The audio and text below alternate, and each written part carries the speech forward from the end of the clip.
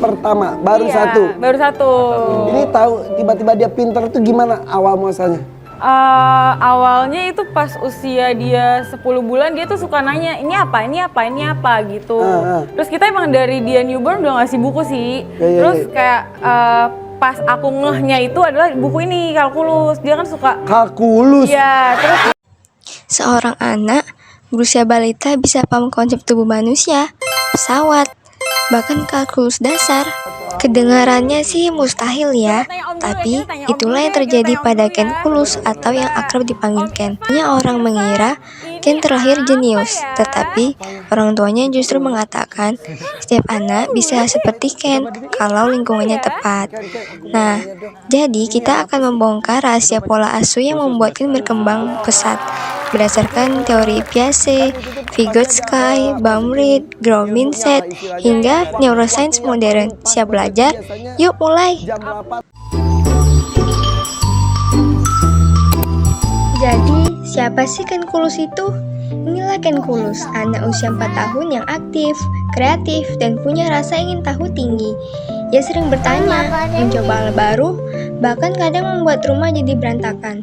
Orang tuanya awalnya kewalahan menghadapi perilaku ini, namun perubahan terjadi setelah mereka memahami pola asuh yang tepat untuk Ken Kulus.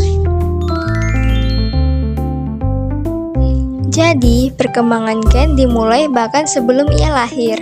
Saat Ken masih dalam kandungan, ibunya, Mama Chika aktif memberikan stimulasi, bukan sekedar menyentuh perut, tapi juga membacakan buku, mendengarkan obrolan positif, dan menjaga suasana hati tetap stabil. Nah, dalam teori Golden Age, 80% perkembangan otak terjadi sejak masa janin hingga usia 5 tahun. Jadi, apa yang dilakukan Mama Chika di fase awal ini sangat menentukan struktur otak Ken di kemudian hari. Nah, jadi setelah lahir, benda pertama yang dikenalkan ke Ken bukan boneka atau mainan berbunyi, tapi buku. Sejak bayi, Ken terbiasa melihat warna, bentuk, dan gambar. Dan setiap hari, Mama Chika dan Papa Ken membacakan cerita, bahkan mengganti istilah membaca menjadi belajar, agar Ken memiliki asosiasi positif. Menurut Jean Piaget, interaksi konkret seperti ini membantu anak membangun skema, yaitu cara otak menata informasi. Semakin banyak buku, semakin kaya akan skema. Itulah mengapa ia cepat mengenali angka, bentuk, hingga konsep abstrak.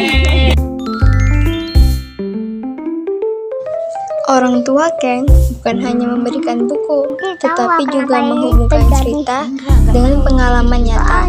Contohnya, ketika Ken penasaran, kenapa sih manusia butuh oksigen? Mama Chika tidak langsung menjelaskan panjang lebar. Ia membuat eksperimen menutup lilin dengan gelas, dan hasilnya lilin mati. Pengalaman seperti ini memperkuat konsep logis dalam otak anak.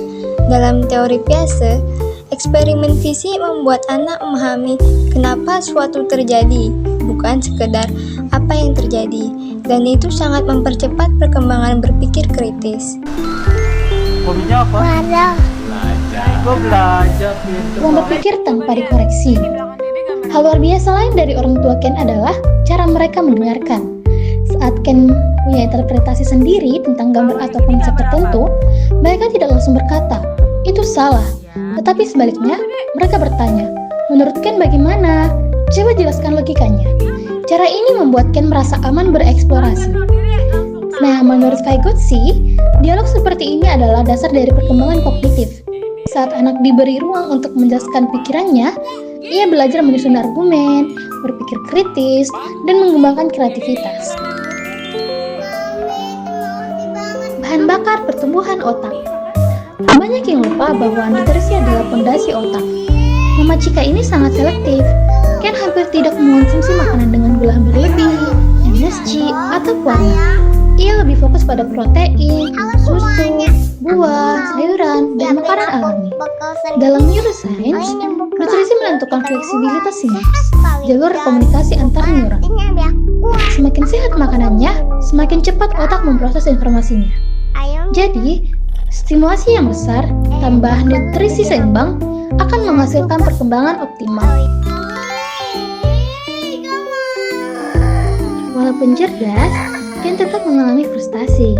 Misalnya, ketika ia tidak boleh makan coklat, ia bertanya, teman-teman makan coklat, kenapa Ken tidak boleh?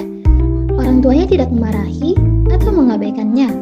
Mereka menjelaskan dengan perlahan, menenangkan, dan mengajarkan bahwa tidak semua hal harus selalu sesuai keinginannya. Mereka bahkan mengajarkan arti kekalahan melalui permainan sederhana. Ini adalah gaya pengasuhan otoritatif, hangat, tetapi tetap punya batasan dan struktur.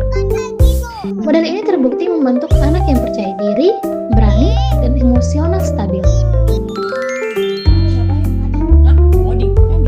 Hal yang paling penting, Mama Cika ini percaya bahwa potensi anak itu bukan sesuatu yang baku sejak lahir. Inilah yang disebut dengan growth mindset. Jika anak diperhatikan, distimulasi, dan didukung, kemampuannya itu akan berkembang. Orang tua Ken ini tidak fokus pada hasil, mereka fokus pada proses, seperti bertanya, mencoba, bereksperimen, membaca, dan mengeksplorasi dunia. Inilah yang membuat Ken itu sangat cepat menyerap informasi. Jadi, apa sih rahasia utama perkembangan Ken Kulus? Nah, yang pertama itu ada stimulasi sejak dini. Yang kedua, buku sebagai jendela pertama dunia.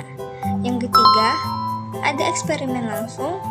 Yang keempat, ada dialog tanpa menghakimi. Yang kelima, ada nutrisi optimal. Yang keenam, ada pendampingan emosi. Dan terakhir ada growth mindset. Jadi, pola asuh yang konsisten dan penuh perhatian inilah